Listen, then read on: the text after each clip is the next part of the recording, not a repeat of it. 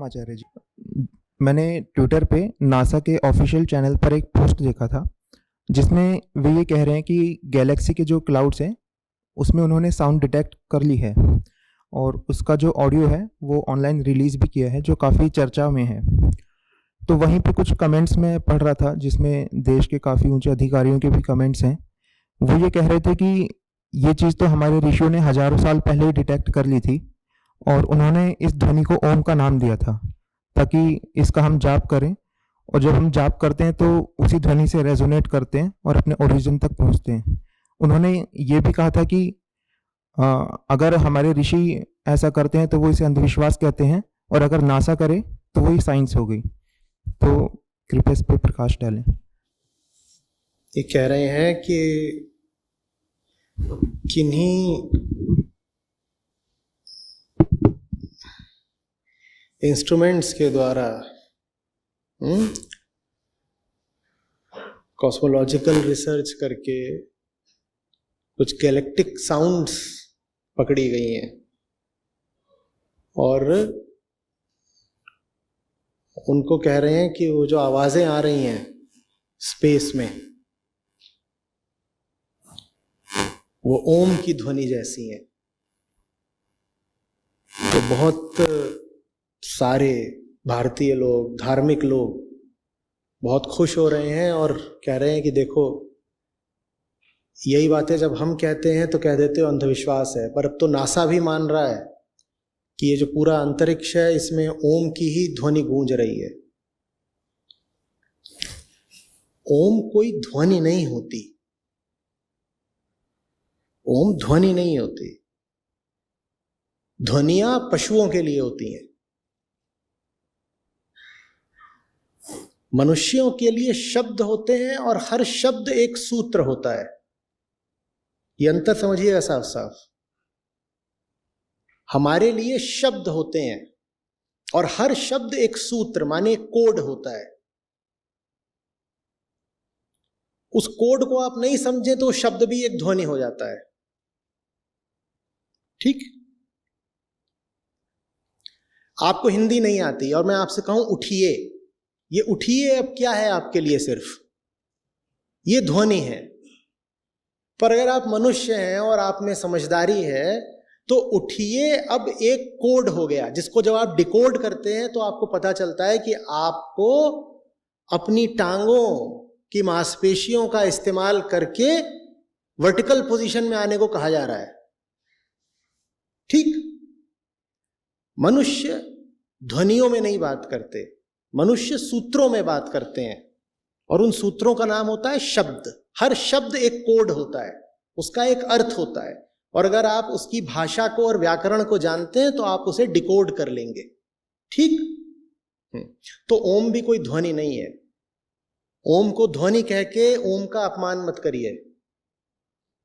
ध्वनियां हमने कहा किनके लिए होती हैं? पशुओं के लिए। ध्वनि कैसी होती है? आपको कोई पशु मिलता तो उसको आप बोलते हैं। जानवर को कैसे बुलाते हो? कोई शब्द बोल के तो क्या ही बुलाओगे तुम? शब्द उसको बोल भी दोगे तो शब्द उसकी समझ में नहीं आएगा। शब्द बोल भी दो तो उसके लिए ध्वनि मात्र है। या कि जैसे छोटा बच्चा होता है जो शब्द नहीं समझ सकता, उसको भी ध्वनि से बुलाते हो, उलुलुलुलुलु। तुम ओम को इस श्रेणी में रख देना चाहते हो क्या? उलुलुलुलुलु।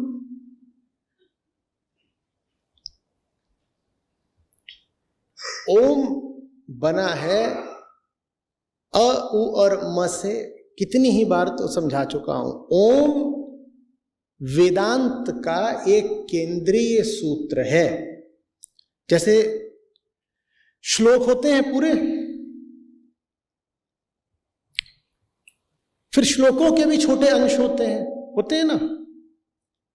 जैसे आप कह देते हो योगा कर्मसु कौशलम, ये पूरा श्लोक नहीं है, ये एक श्लोक का भी एक छोटा हिस्सा भर है। तो इस तरीके से संक्षिप्तीकरण, प्रेसिशन पर, छोटा करने पर वेदांत में बड़ा जोर है कि हर चीज को जितना छोटा से छोटा करके बताओ उतना अच्छा है। इस बात को उत्कृष्टता की निशानी मानते हैं वेदांत में कि जो कुछ कहना है उसको कितने संक्षेप में कह दिया। तो वेदांत के 3 स्तंभों में जैसे ब्रह्म सूत्र है, तो ब्रह्म सूत्र में आप पाएंगे कि अति संक्षिप्त सूत्र है। आप कहेंगे ये इतनी सी बात, कुल इसमें 6 अक्षर, इसका अर्थ क्या निकालें? पर उसकी जो व्याख्या होगी वो 60 पन्ने की होगी, 6 अक्षर हैं बस। समझ में आ रही बात? तो वैसा ही एक अति संक्षिप्त सूत्र है ओम। ओम आपको चेतना की 3 अवस्थाएं और तीनों अवस्थाओं के पार जो आत्मा है उसको याद रखने के लिए दिया गया है। अ, उ, म और मौन, ये ओम के 4 स्तंभ, 4 अंश, 4 हिस्से या 4 अवयव हैं। चेतना की 3 अवस्थाएं होती हैं। आपकी जो चेतना है वो 3 ही अवस्थाओं में होती है। या तो अब वो अवस्था जिसमें आप अभी हैं, जागृत अवस्था, या आप सो रहे होते हैं, गहरी नहीं होती नींद, आप सपने ले रहे हैं तो स्वप्न अवस्था, या और गहरी हो गई नींद तो उसको कहते हैं स्वप्न रहित सुषुप्ति।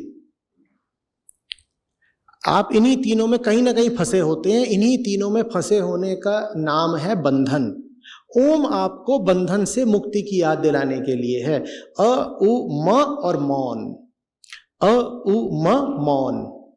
चाहे तुम अ में हो, चाहे तुम उ में हो, चाहे तुम म में हो, उसके आगे भी कुछ है, उसके आगे जो है उसको भूल मत जाना। ओम ये बताने के लिए, ओम कोई ध्वनि नहीं है कि ओम बोल दोगे। कोई बोलता है नहीं ओम मत बोलो, ओम बोलो, ये फिजूल पागलपन है। ये वो लोग हैं जिन्होंने आज तक वेदांत का व नहीं पढ़ा, तो वो ओम को ध्वनि बनाने पर तुले हुए हैं। एक सूत्र को आप ध्वनि बना रहे हो। ये वैसी सी बात है, दोबारा उस पर जाइएगा उदाहरण पर, कि मैं आपसे कहूं उठिए और आप कहें उठिए तो एक ध्वनि है। अरे वो ध्वनि नहीं है, वो एक सूचक है, एक प्रतीक है, एक बात है, एक अर्थपूर्ण वक्तव्य है पूरा। उठिए, उसका एक अर्थ है, ध्वनि मात्र नहीं है वो। पर जब हमें किसी चीज के अर्थ नहीं पता होते तो वो चीज हमारे लिए और क्या बन के रह जाएगी? ध्वनि ही तो बन के रह जाएगी ना। मैं आपसे फ्रेंच में या रशियन में कुछ बोलूं, वो चीज आपके लिए क्या हो जाएगी? ध्वनि ही तो हो जाएगी, क्योंकि आपको अर्थ नहीं पता।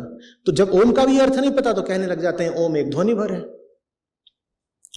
इसीलिए जब ओम का उच्चारण होता है तो देखो कैसे होता है, ओम। ये जो म है ये धीरे धीरे लीन होता है, विलुप्त होता है, जैसे इसकी टेपरिंग हो रही हो। समझ रहे हो? ये जल्दी से खत्म नहीं हो जाता, ये टेंडिंग टू 0 रहता है।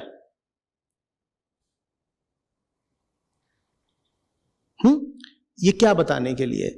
जैसे ये विगलित हो रहा है ओम, वैसे ही चेतना धीरे धीरे खत्म होती जाए, शून्य होती जाए, और बचे क्या? सिर्फ जो चेतना के पार की आत्मा है, सत्य है। ये जो तीनों अवस्थाओं में आपको दिख रहा है, इनमें से कुछ भी सत्य नहीं। इनको पार करके निकल जाना है मौन में।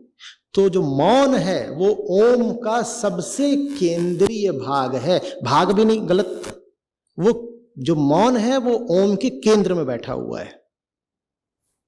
आपने ओम बोल दिया ना, उसके बाद जो मौन है आपको उसमें ही जीना है। ओम तो बीत गया, अ उ म तो बीत गए, जीना किसमें है?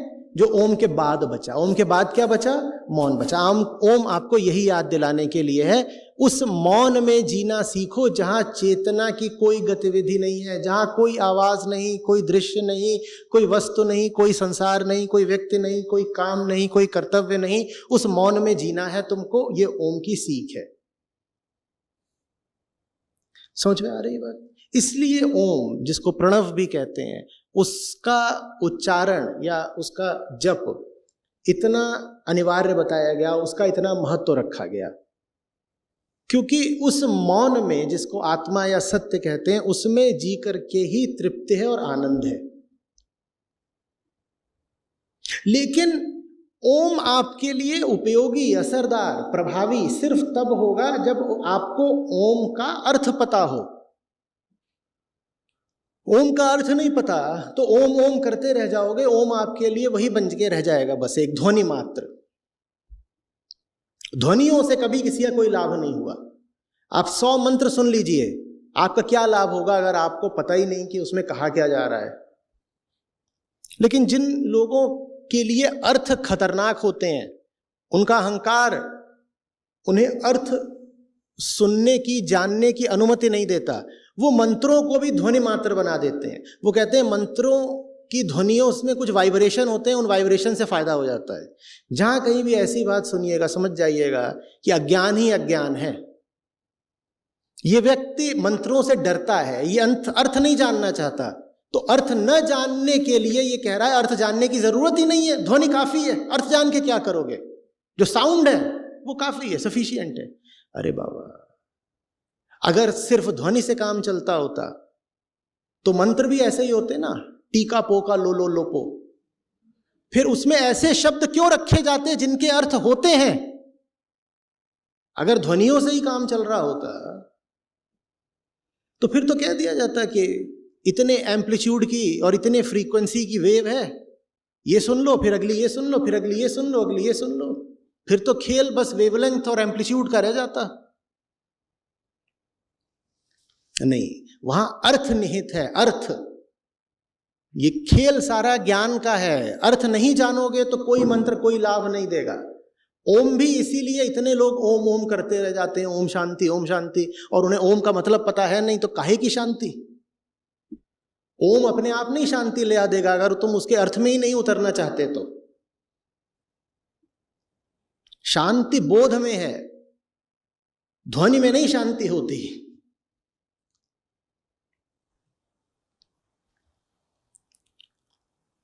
समझ में कुछ आ रही है बात? हाँ, और सूर्य से नहीं ओम की ध्वनि निकलेगी पागल। ओम की ध्वनि, ओम की बात, ये जो सूत्र है ओम का, ये चेतना के लिए है। वो चेतना जो देख पाए कि सूर्य जिससे तुम कह रहे हो कि ओम प्रतिध्वनित हो रहा है, वो सूर्य स्वयं क्या है? चेतना का एक विषय मात्र है। हमें यह देखना है कि चेतना के जितने विषय हैं वो मिथ्या हैं, और यहां आपने कह दिया कि चेतना के एक विषय से ओम आ रहा है। ये पागलपन है ना, बिल्कुल। लेकिन हमें बड़े गौरव का अनुभव होता है कि देखो हमारा ओम नासा ने बताया कि सूर्य से आ रहा है, और नासा ने बता दिया। इससे हमारे अंधविश्वासों की और पुष्टि हो गई।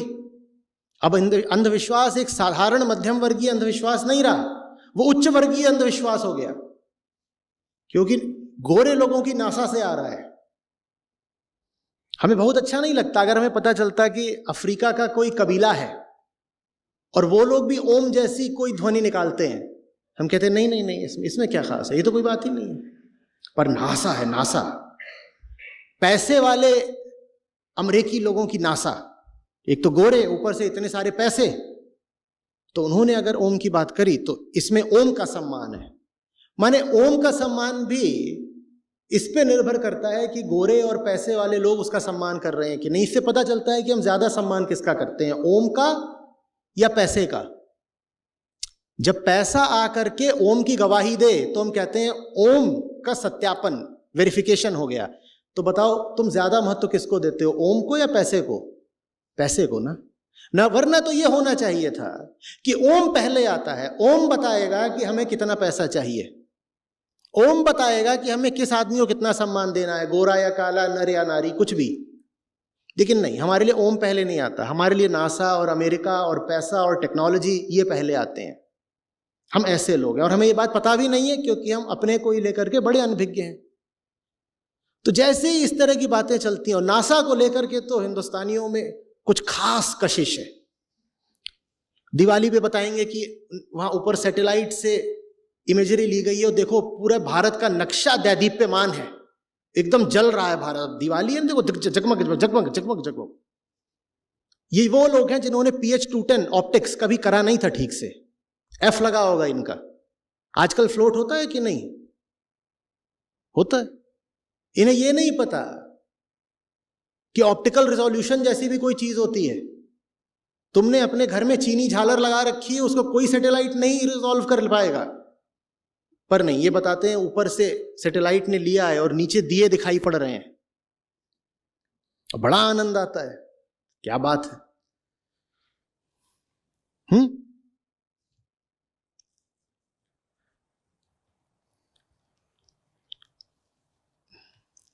जो अहंकार भीतर बैठा होता है ना, वो हर चीज का उपयोग बस अपने आप को मोटा करने के लिए करता है। अंधविश्वास किस लिए है? अपने आप को मोटा करने के लिए। और ज्ञान भी किस लिए है? अपने आप को मोटा करने के लिए। जो कुछ भी संभव है उसका उपयोग कर लो बस अपने आप को सही साबित करने के लिए। अपने आप को सही साबित करना क्यों जरूरी है? क्योंकि कहीं ना कहीं हम जानते हैं कि हम बहुत गलत हैं। समझ में आ रही है?